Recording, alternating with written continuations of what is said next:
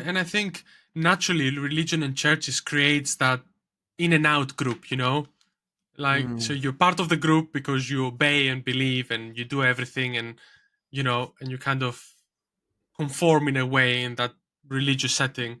And if you're not doing all that, you're automatically out, and therefore it reinforces the in group mentality.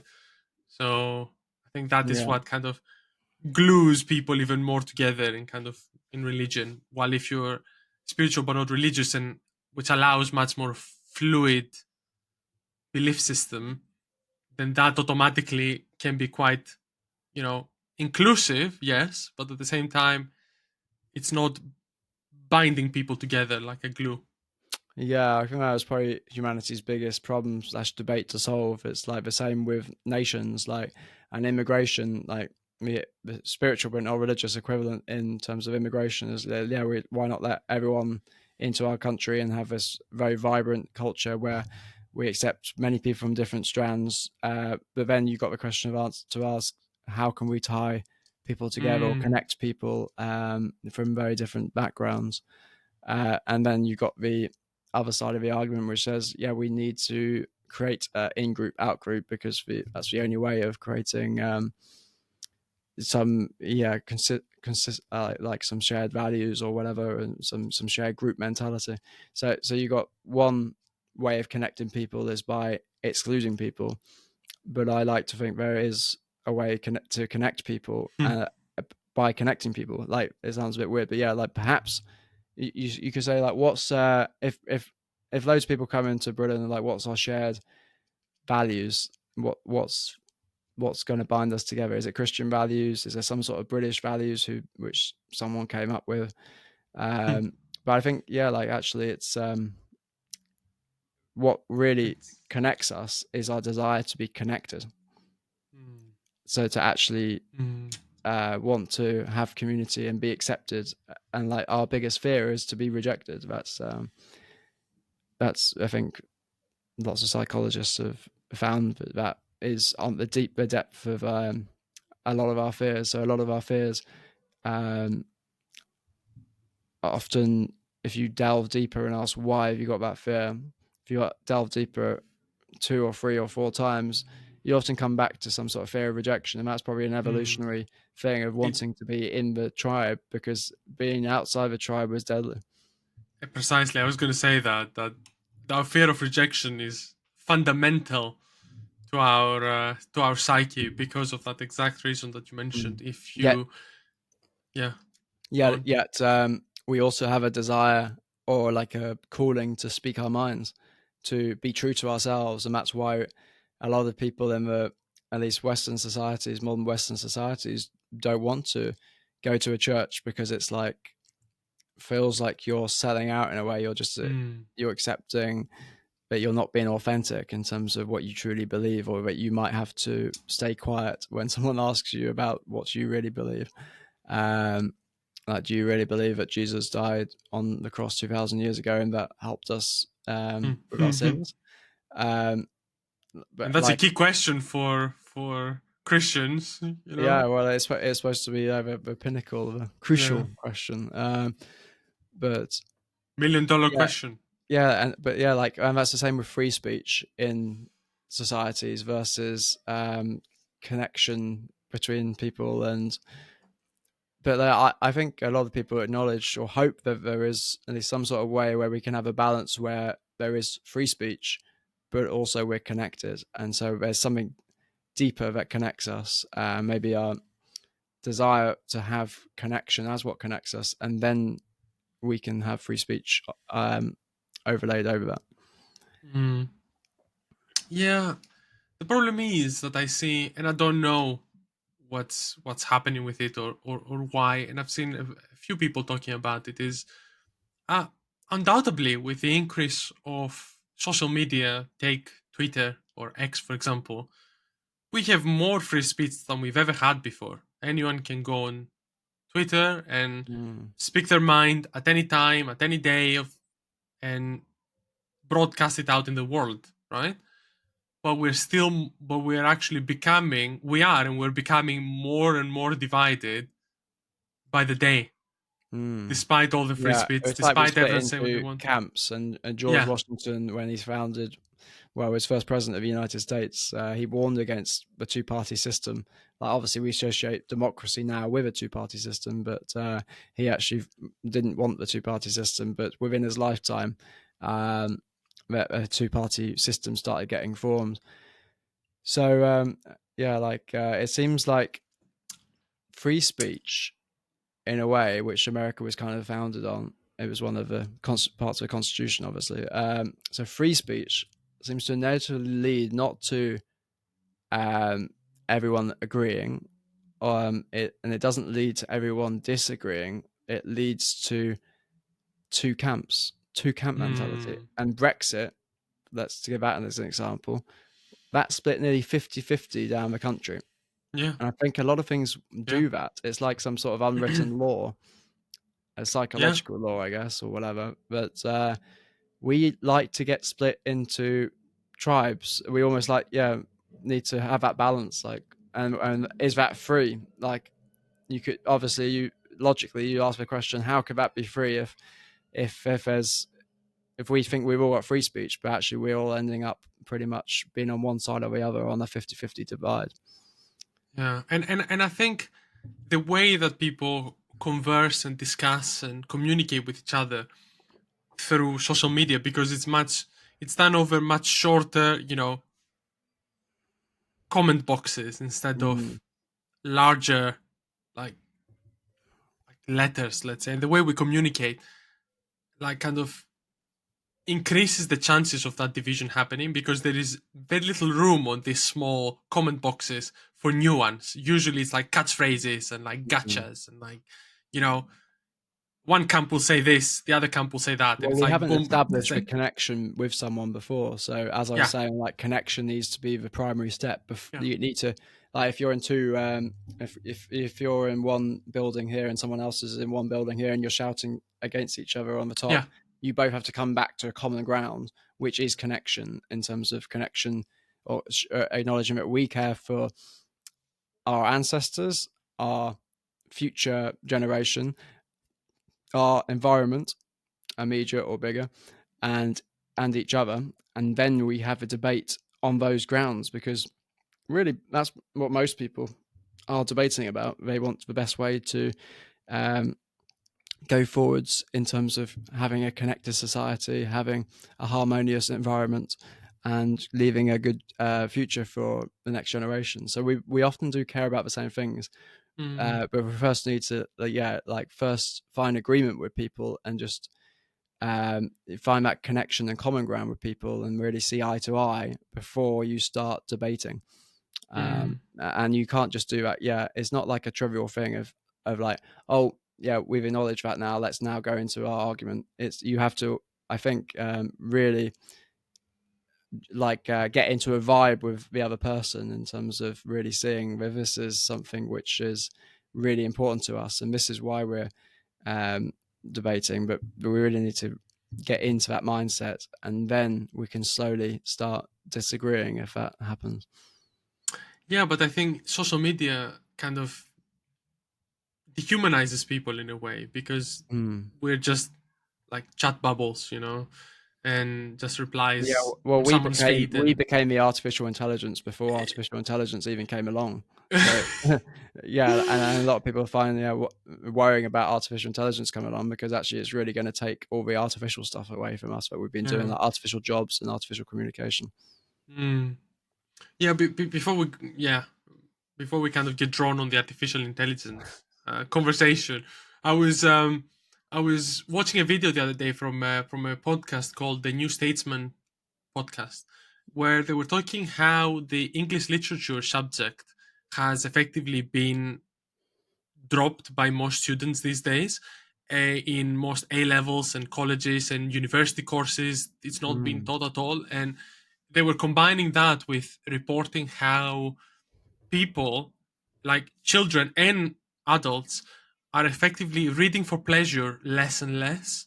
mm, And it was just kind of pointing out how we've kind of shifted from the culture of the book to the culture of the screen a lot. mm, And I think I'm not trying to, kind of advocate for intellectualism because of people reading books and stuff. Not everyone had access to reading books in the past. So it's not like, I'm advocating for that, but I just I just think there has been a bit of general intellectual decline, I suppose, because I, I think I mean I would say I don't read myself, but I listen to audiobooks, for example, and then there's a debate, I suppose, whether listening to audiobooks versus reading them is the same thing. Mm. But you know, I think if you're reading a lot, it gives you, to an extent, allows your brain to have more nuance on things than Yeah, just and I think going back to the connection thing, I think that yeah, really our shared stories really connect us, and yeah, in a way, yeah, there's loads of really great connections that come out of the last 50 years, loads of great stories, ways of connecting us on a modern level, but they often use archetypes or storylines or actual replications of our older stories, and in a way, like I think it's dangerous to just have the Christian story. So you might say if a lot of us, our generation, if we're not studying English literature and we haven't got that grounding in our mm, ancient stories, and the same could be said with classics as well, studying where we came from in our ancient world, like what underlies our actual culture, our means of connection as a society. Then if we haven't got that, then it creates problems. And say we might go into religion, but unlike in the past when we went into religion, now we have got very detached from a lot of our cultural stories, which were not necessarily purely religious. And now maybe you become even more just a Christian and against everyone else, rather than before. Christianity was like obviously perhaps more important to people, and the Christian stories were great, but it's like people maybe like, for a given analogy, people who really love Picasso's artwork, but if they mm, never come across anyone else's artwork, then they're going to be really, really very supportive of Picasso's artwork and not really see the whole picture. Whereas if you have, as we did in the past, lots of other stories which are not religious, then it allows you to enjoy religious stories more, but also have that more holistic worldview. And so, to give you an art analogy, you like your Picasso, but you also like your Michelangelo, yeah, and you sport for choice, as it were. Um, but yeah, like I think classics and English literature is things which we see as like useless subjects in many ways, and in some ways they are, but they're enjoyable, and they're also our means of connection on some level, mm, because great stories talk about the human condition, which is the thing that connects us. In a way, our suffering and love are the things which connect us. mm, And yeah, I was speaking to someone at this conference yesterday, one of the speakers, forgot his full name, Dr. Edward, I think Clark, and he's an English literature or slash poetry teacher at University of Oxford, continuing learning institute, something like that. mm. And yeah, he's worried about this exact problem and how it's being taught less in schools, and yeah, how wokeism is putting people off learning it as a university subject. Because Really? it, and Wokeism in what way? well, for instance, when I over the past year looked at some English literature modules at King's College, it's you go into them and think, oh, this sounds like it's potentially interesting when you click on the title, and then you go into the description, and it's like a woke competition. Like they're saying, oh, we're going to explore this bit of wokeism in relation to this book. We're gonna. It's basically like saying, yes, you can come and do this module. It's woke enough for you. Even stuff you wouldn't associate with woke stuff, it's dragged into there too. And that's not Oh to say that no. there's no good stuff behind the woke movement, but it's like becoming a parody almost. Even though that the people writing the module descriptions don't realize they're a parody. It's and yeah, I took no English literature modules. I could have ordered some with my course, and yeah, I took none, partly because of scheduling, but also it was a little bit, yeah, just it just saps the life out of it. It's like, Yeah, I yeah, mean, maybe there self-fulfilling are these prophecy. issues we should care about, but um, really, and I said this to the guy yesterday that I was talking to, you don't really need the woke stuff Yeah. if you go deeper into the story, and stories Mm, connect us. So you're not exactly. going to be a raving racist if you really get these stories, these stories which are embedded in the culture, because they stories inspire compassion, they inspire heroism, um, and so Yeah, they but they're not inspire the best politically. part. But because those stories are old and not politically correct anymore, they're There not. are obviously little bits of them, and maybe sometimes big bits, but a lot Yeah, of but then the you're throwing stories the are not. baby with the bathwater out. Then.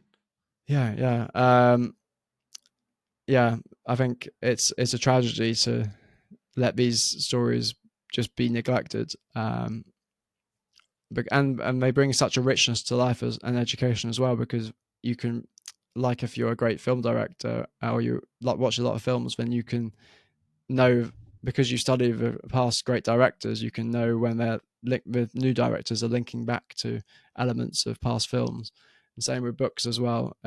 You really appreciate a lot of stuff you're watching on a deeper level because it links back to our ancient literature, such as Homer's Iliad and Mm, Odyssey, or mm, Shakespeare, the Bible. All this stuff is incredibly influential on literature. And yeah, this guy I was speaking to yesterday was saying, we study a lot of these books and poems from like the Victorian times, like the Romance period, and Shakespeare as well, even. And we do it, especially when we're doing it through a woke lens. We miss and a mm, materialist lens, because as when we became polytechnics universities, then they become more materialists. But then if you look at it through that lens, you miss what is so prevalent on the beneath the surface of those texts mm, like Shakespeare and the romantic poets like Shelley and Wordsworth and everyone that mm, and Blake, that, well, some big influences were Neoplatonic philosophy and the mm. Bible. Yeah. And so if you read Shakespeare without getting that, how much of an important aspect of his writing that worldview was, then you really miss the deeper part of Shakespeare. Mm.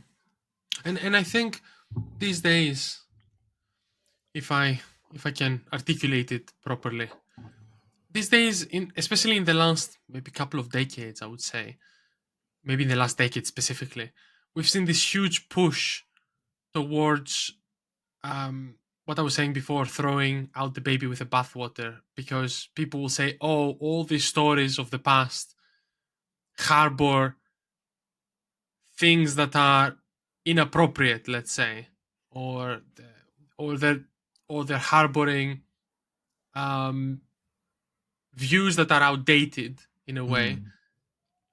according to our modern belief system and our modern social Western culture. Therefore, we shouldn't propagate those stories. We shouldn't teach those stories. We should throw all these stories away. We should never talk about them or never talk about things that are like that." But the problem is that these stories might have their flaws, but they do hold a crucial component of the human experience that is transcendent and transcends cultures and time over and over again. And by saying that we should effectively, cancel everything from the past, we're risking losing a crucial Yeah, like, especially in a very part of our fast-moving humanity. materialist society where AI is Exactly. going a million miles per hour, we've got a lot of people have got no anchor, as you said, Yeah. timelessness. Not necessarily some spiritual sense, but something which is transcends time and is likely to be like Marcus Aurelius's philosophy was as true for a Roman emperor 2,000 years ago as it is for us now. Mm. Um, and so you have to ask, like, what is, in the absence of religion and literature and knowledge of the classics, what are people left with in a fast moving world? What is their foundation, as it were? Yeah, what's there? Obviously, it's all there at our fingertips if we want it, and we've got the internet and whatever, uh, and books everywhere. But yeah, a lot of people don't look. Yeah. Um, yeah. I mean, and that's the problem. Like, you could argue. anything bad about figures of the past. You know, people will say, "Oh, Socrates, for example, was not directly against slavery or something." Mhm. You know, and it's like, yeah, he was a product of his time. You know, and but that doesn't mean that we should just disregard Socrates from now on. Socrates was just a fool. You know, and it's like we're just doing such injustice to the ideas and the concepts of people before us and things that are truly Yeah, it probably important. maps up to something I was thinking about earlier this week in terms of it's a bit worrying, like when we see people speaking their minds. Mm, So this is what maybe some left wingers would think about right wingers such as Jordan Peterson and Tucker Carlson. They speak very authentically, and they feel mm, like they're speaking their truth. At least I find mm, that, and I think a lot of people do. mm. Obviously, you can It dismiss them resonates. It certainly resonates with a lot of people. with a lot of people, whether you're left or right. And some people will say, "Oh, they're just doing it to try and make money," but I think that's just you're colouring your view of someone because you don't want to see actually they might. The more worrying thing is they might actually be speaking authentically, and you don't want the worst thing is actually someone on the other side of the spectrum disagreeing with you who's speaking authentically. But my point is that yeah, you're speaking from a place of authenticity, and then people see. But if people speak from authenticity, then sometimes we come up with these really crazy views, and we encourage other people to adopt these views, and then they're like, as maybe the left wing, we shouldn't speak authentically because this is what happens when we just allow everyone just to Mm, blabber out whatever they feel is authentic. Um, but I think there's nothing more important than authentic speech. But although, mm, like Socrates, we have to acknowledge that we will sometimes get it wrong. But if enough people do it, then hopefully, like guessing the number of sweets in a jar, that competition, we get quite close to the average because there's so many people doing it.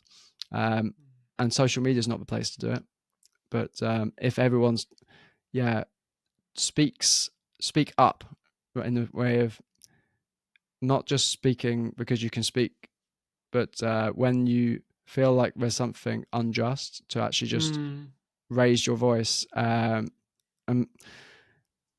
yeah, and maybe you do that in relation to wars out there, but I don't know. Like, I wonder if there's virtue in just staying for the predominant time, unless you're asked about a war. But for, there's virtue in staying, or maybe there's mental stability and just staying in your own circle, as it were, and just when you see something wrong, you just mention it, and maybe you don't get into an argument, but at least you mention it. And sometimes just the mm. very mentioning of it in a polite way makes people reconsider it, what they're doing. I think this is a crucial difference between the left side of the aisle and the right side of the aisle. In the way I kind of see it is that both sides are speaking with conviction, but the problem is, I think that the the left side of the aisle, where is coming from a position of high empathy, but at the cost of a lot of other things. Mm. So a lot of people want in their strive to be empathic and not hurt anyone, they're they will effectively I wouldn't say accept anything and everything, but they will maybe sometimes push their own convictions to the side just in the attempt and their goal to be inclusive and help others and kind of not hurt anyone. While I think people on the right side will exercise less empathy, maybe I'm not wording it very well, but Mm. Yeah, I maybe it think that depends. yeah, I think that um there's a difference there, obviously, but it's it's hard to say exactly because that's not always the case. There's different people in in both camps that speak in different ways, obviously. Yeah, I'm sure a lot of people with the abortion argument would say that they feel it incredibly empathetically, just as someone who's vegan might not want animals to die. Mm. And so I think, yeah, empathy is often, but why would we speak otherwise? Why would you speak up for something unless you have empathy as underlying it? Empathy is, yeah, the first thing when you speak up. And I think maybe you could say that left wing are more, yeah, idealistic or empathy driven in some ways, but yeah, it's probably not like a hard divide. No, And no, that's probably part I'm of the problem of seeing, yeah, like the right wingers as not like empathetic. Like, I think, yeah, that's another common ground that we have is that actually a lot of the people, or it's worrying to think that someone might be completely disagreeing with you and still be coming from a good place. Um, I think that's obviously true sometimes. Like a lot of the time, is people are generally empathetic and they do this stuff out of care and not necessarily just for themselves. Like people protesting outside abortion clinics, you might say, oh, they're just Christians, and probably a lot of them are. Maybe that you say maybe they've got brainwashed, but some people, maybe a lot of them, Christian or not, who are caring about this, they have no gain in it themselves.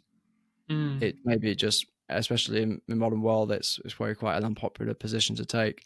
Yeah, they do it out of empathy, and The it's what. problem is that, yeah, but then someone can argue, yeah, fine. These are the same people who advocate for empathy and saving the children, the unborn children in abortion clinics will say, yeah, deport those babies with their families back from where they came from when it comes to immigrants, for them to Well, probably yeah, die. well, yeah, that's where it comes more down though to the circle of who you afford yourself to have empathy for. So like the logical thing would be to have empathy for everyone. But like with Socrates and slaves, or like we traditionally, and probably still do mostly, have a limit to who we care about. Our Mm, like obviously most of us will care way more if someone dies in our family rather than a child dying in, of or like, course. rather than 100 children dying in a war zone. um we just get desensitized to that. But yeah, you it's almost like it would be too hard to have an open heart to everyone. It would be too confusing emotionally and intellectually. So yeah, I don't know. Mm. No, of course, we all have like this concentric circles. I think it's ourselves in the middle. Our family, our friends, our extended family, then friends, then maybe everyone else. And it's circles and circles, concentric circles. Yeah. But it's like obviously. But I think you know, it's I understand where you're coming from when you're saying obviously everyone cannot care for everyone at all times. It's not kind of how our brain can function. Um, but I think this is Wait, what like, it's. Yeah, go on. well, just going back to the popes, or the pope to be, was it the pope? Yeah, who was disagreeing with JD Vance's idea of Christian love. He so Oh, okay. Or JD Vance said, yeah, we Christian love is about caring for our family first, and then our community, and then other people maybe brought abroad or in other communities. And then I think it was the Pope, or the Pope to be, who responded saying, "This is not how Christian love Mm, is. It is a radically different type of love where it is calling for us to do the impossible, or mm, to embrace everyone as far as we can."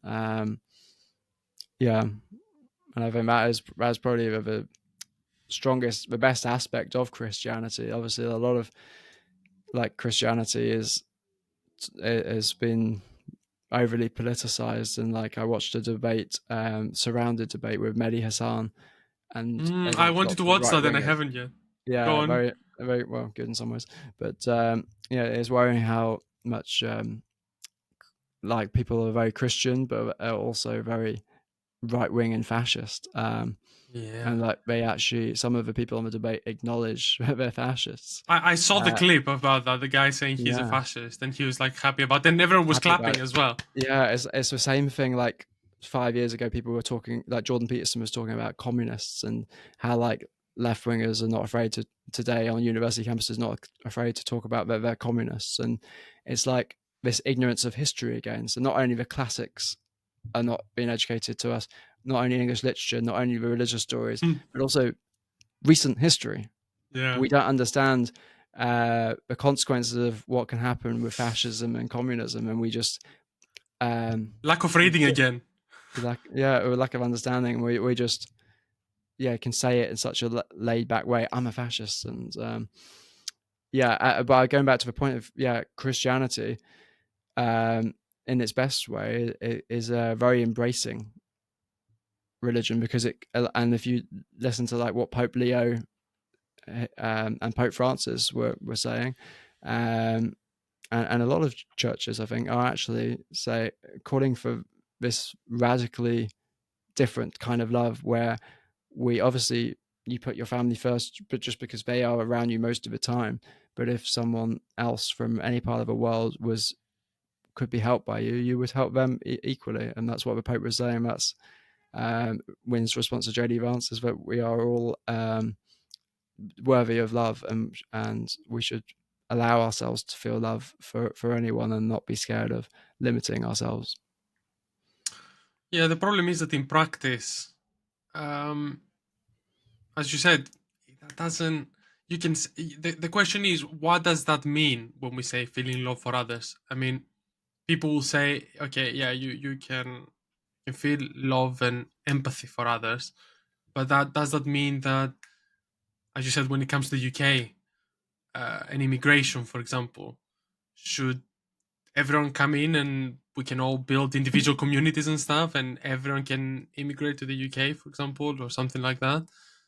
Yeah, well, I Um, think you should just make a pragmatic argument that and people will that argue that in practice that creates division instead, yes, not unity, then not you should love. say that's not the most loving thing to do. And you look at past studies um, and how much immigration it can be done sustainably in a way which actually increases people's compassion rather than decreases it. Because I think actually um, a bit of immigration actually makes you less xenophobic because you're face to face with people who look different but are surprisingly similar. It's only when there's too many or there's perceived to be too many people coming out in a short period, then that um, xenophobia comes into something which is not just fear of the unknown, but actual uh, campaigning against it and fighting. So yeah, Hmm. Yeah. Um, yeah, it's a complicated, nuanced subject, I would say. yeah. When you get on the intellectual level, it's complicated, and we like to have all these debates, but they're really just intellectual debates. But if you Mm, think about it in terms of your actual life, I don't have control over immigration, so why do I really need to worry about it? Like, if it starts affecting my life, maybe I lose my job as a result of it. Um, and you have to be careful to know if that really was the case or you're being biased, but mm, it probably does happen. And so, if it actually I lost my job as a result of it, or I felt that my local community culture was losing its identity because maybe say like 80% of the town is now immigrants, then mm, but then I could vote. But that would be pretty much what I could do. But for me now, I haven't felt those things in my local community. I haven't lost my job, and so I can le- afford to just stay compassionate because on a non-intellectual level, mm, it's not that hard. Like obviously, I'm going to spend more time with my family and my community, and as a result, contribute to them more. But if there is someone who's an immigrant and they are hurt or whatever, mm. then I would spend my time with them as opposed to my family because they are hurt, and so they deserve more of time. And I think most of us, even if people you call racist, actually, when they're not dismissed as racist and try to end up living up to that label, if you most people have that compassion because it's just the logical thing to do.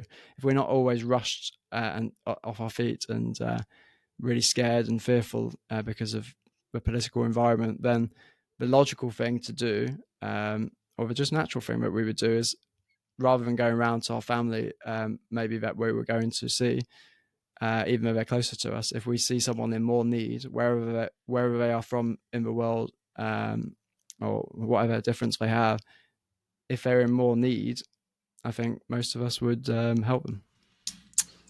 Yeah, I agree with that. The problem that I think someone who's watching us they would say is you kind of painted the picture of, let's say, your community started being replaced by a higher percentage of immigrants. Let's say you said you would vote for something to change. Mm. Well, how would you change anything if your community has a higher percentage of immigrants than than people who are not part of your community? And Well, that's where people, because the vote would be against you because it would be a democracy. yeah, but at the local level, let's say you have local elections.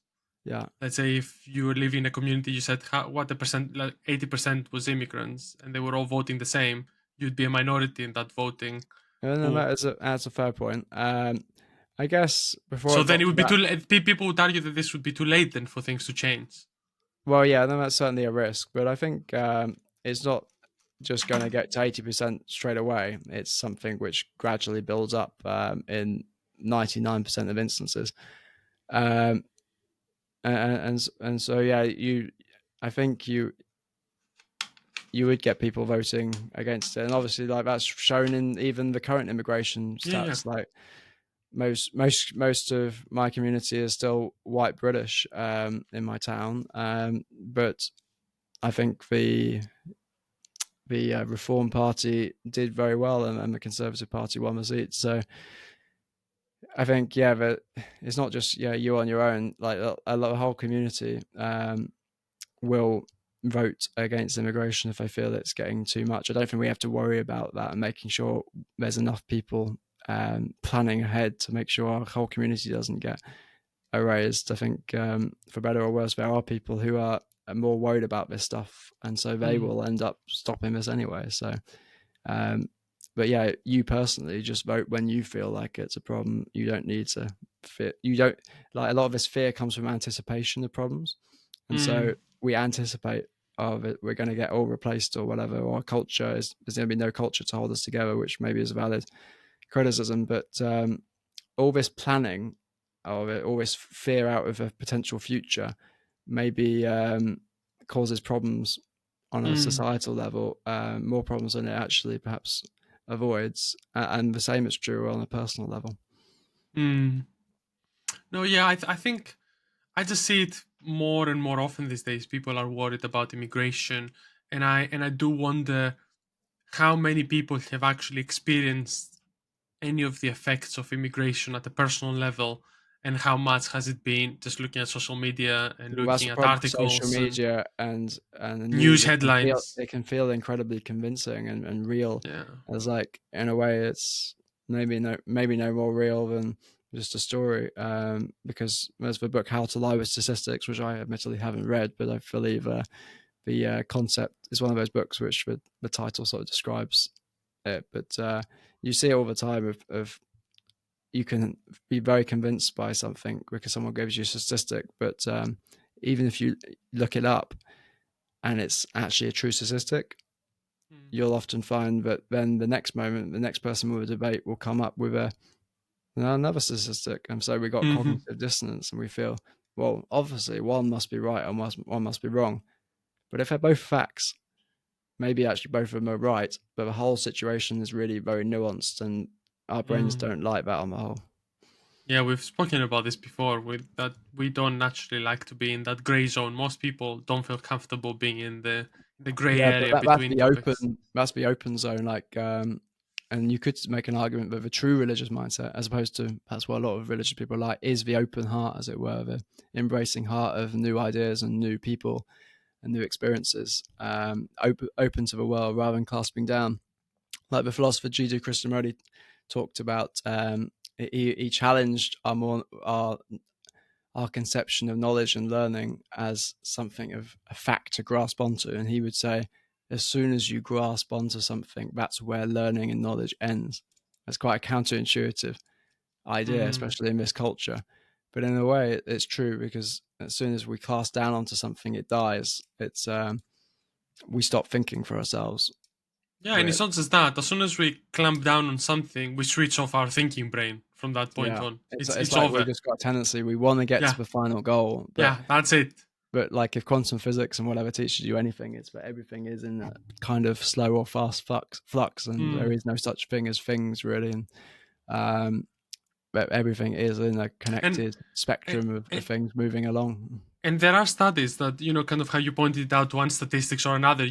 It's almost people's brain work on whichever gets you first. Like if you saw statistics that told you A first, you'd believe thing A. If you saw the Yeah, statistics that showed you thing B first, you'd believe think B, no yeah, matter what. It's just what mm, gets you first. So it kind of gives you that answer, and that's it. And then whatever else you see, it's going to be put down as like, oh, it's fake news, whatever. It's not real. It's something else. It's yeah. you won't believe it. And it's like they've done a few studies around this, and apparently it's whatever gets you first is Yeah, what you'll we believe. like to think maybe the smarter thing to do is to try and find the right answer, and we're desperate to go and find the right answer. But actually, the smarter thing might be to do is to let go of conclusions. And that's not like some sort of moral relativism. It actually allows us to be more moral people, because we're more open to other people's ideas, so free speech, Mm. and we're also more open to helping a great spectrum of different people in a compassionate way. And that's what's conducive to a society which is connected, Mm. which is what we all really want. Yeah,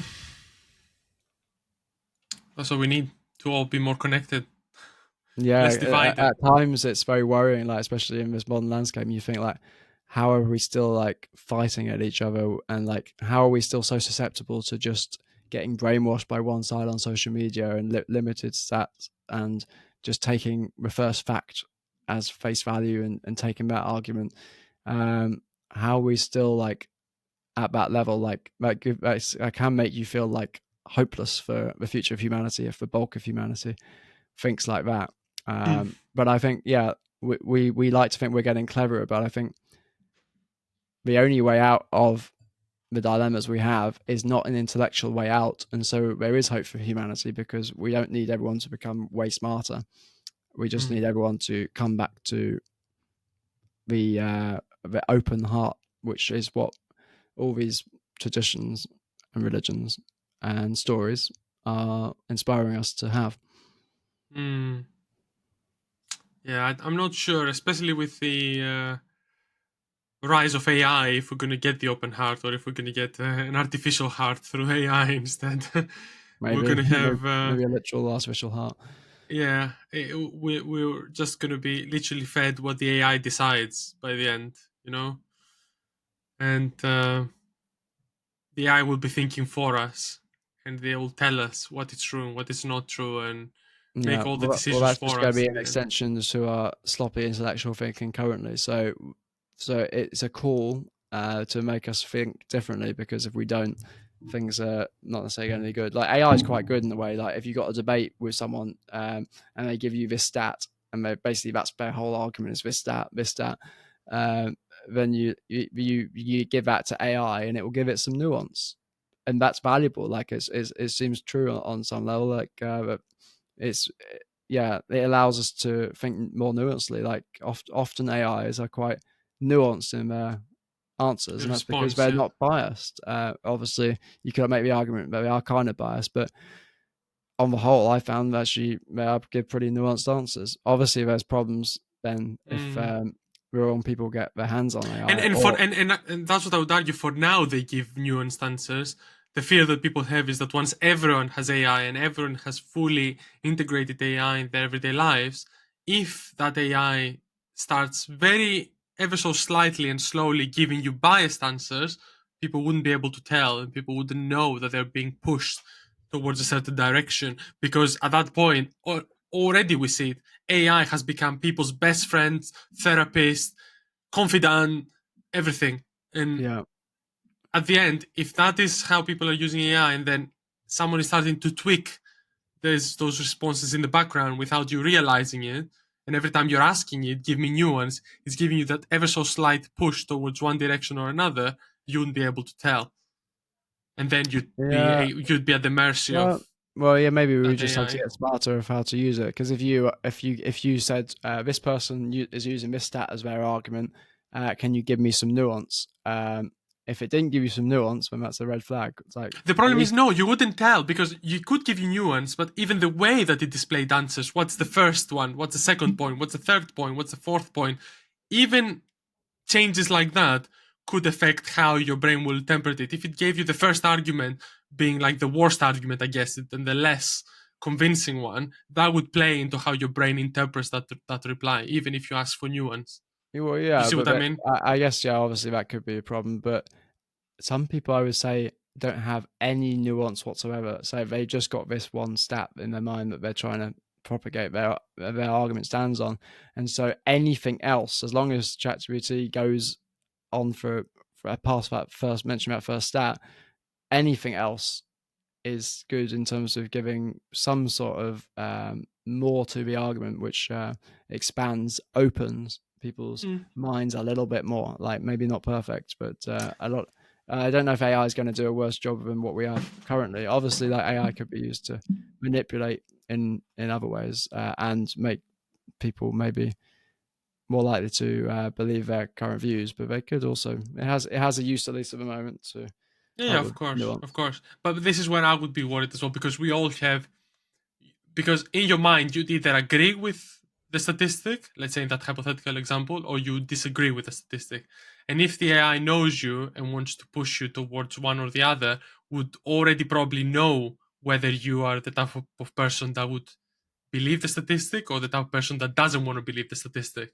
And it could easily push you ever Yeah, so slightly towards one or another route. You know what I mean?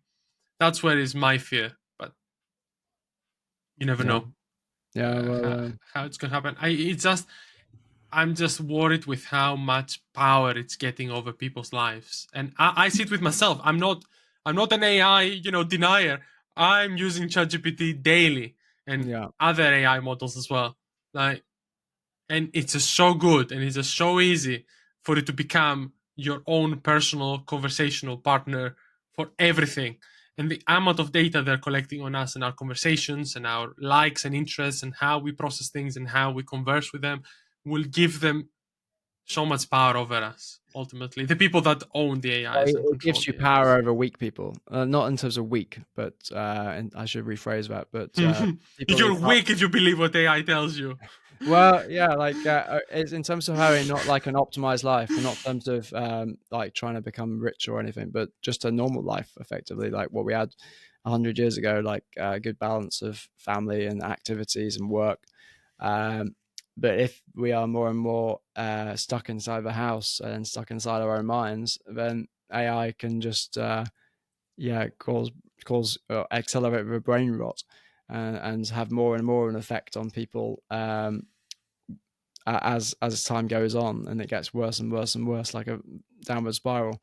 But if it's just like a health, if it's just like a little part of your life, like you don't need to say, "Oh, I'll never use ChatGPT again." It's like it's even if it does become corrupted politically in whatever way, if you're only losing it maybe 20 minutes a day or whatever, it's not that much. And also, like if you are not well, let's just say it's if you got a balanced life in other ways, it's like the same with Mm, news. And people say, "Oh, I sworn off news because it was making me unhappy." Yeah, mm. fine, but really, are you really just more? You're created a limited belief for yourself that you're not strong enough to handle watching the news a few times. Obviously, when you have too much of anything, like too much chocolate or whatever, is bad. But it's almost worse to have these limiting beliefs because you don't trust yourself, and you don't trust yourself because you don't have a balanced lifestyle, Mm, a balance of time with family, friends, work, which is meaningful, and time in nature. Then a little bit of news, a little bit of ChatGPT on the side is fine, and mm. I would say you're a lot less likely to be corruptible by it because you've already got enough in your life, and so you're not looking for enough or something more, which is what ChatGPT will is the hidden power that it has because it's intellectual, but it only will affect people on a deep level if they're looking for something more than what they've got already. Yeah, I can see what you're saying. For now, that is the case. But don't forget, our trajectory with AI is effectively constantly operating autonomous AI agents, which we're going to have effectively always present within our devices, operating constantly, helping us out with everything we're doing, and constantly being on. We're not moving towards an era of like using ChatGPT for 20 minutes a day. We're heading towards an era where ChatGPT will always be present, always be collecting data, always working for you as well. And if you're not using it, you're like at a huge disadvantage with everyone else who are going to be Mm. using their own agent to do everything for them. So in the altar of optimization, we're effectively giving tremendous power over this kind of AI models, which will happen very, very soon, in my view, at least, as with the trending I'm seeing Yeah. in the horizon. So it's not going to be, you're not going to have the choice of turning it off. If you turn it off, you're going to be like, that I might be left behind so far that I'm not going to be able to return if I Yeah, turn well, off my that comes from ChatGPT. a fear mindset as well of Yeah, left yeah, I behind. Like, know. if you have enough already, how can you be left behind? Left Uh, behind because, you can be left go on. behind maybe a bit economically, but if you it's probably not like advantageous to always be with your AI buddy all the time. That means you're working all the time, and we need to have an optimized life. We need a lot of time when we're not working, and not behind screens. That doesn't necessarily give, on the most part, a satisfying job life if most of it's behind the screen. Um, but yeah, like using a ChatGPT assistant or whatever on to help you on your screen or whatever, or to help you eat healthier or to plan your diet. These like hopefully non-politicized things, we would notice if politics got into it. Hopefully, then Yeah. those things I think are not harmful, and they're just things just to be embraced as like we're lucky to live in a generation where those things are tools which we can access. I hope so. I like that. I like the more hopeful view of it. Yeah, Not well, hopeful. there's no Yeah. guarantees, but I think it's actually almost more likely to be quite hopeful. I think, and like I think AI companies will there'll always be one at least which will be like, we have a unpoliticized AI company. We just want to give you better products because that makes our bottom line better. So you can trust us. Mm, We're just trying to make money. That most companies are, but basically, we're just going to give you the best AI health assistant, um, and it's not going to try and politicize you. We're going to give you the best AI computer assistant, and it's just going to help you with your work, make things easier, make robotic tasks done by the robot rather than you. Um, all these things are good, and the AI company that does that best will win. And like you can see, like capitalism doesn't always motivate things in a bad direction, or you think a powerful company has all the control, but like Apple, for instance, being a very privacy centric company, as far as we know, mm, that's probably helping them win customers. You could say in the long run, maybe they're at a loss in terms of if they tracked all their user data and kept that and was able to manipulate their customers in the future. Um, but I think, yeah, I think having an AI which is transparent and just a tool and individualized, so not centralized, so it's not something which all the data gets fed back into some centralized server which can be manipulated. I think that is going to be the winning product, and they will make the most money, and that's what would be a good vision for AI in a healthy society. I agree. I like that vision of AI for the future of society, and I hope it does go that way. Because if it Hopefully. doesn't, we'll end up in an episode of Black Mirror, Yeah. No. and that's not a scenario that any of us wants. I think, and yeah, I think we can wrap up there. Yeah, sounds like a good time to wrap up. Cool. We'll And pause it there yeah, then. Nice sounds one. good.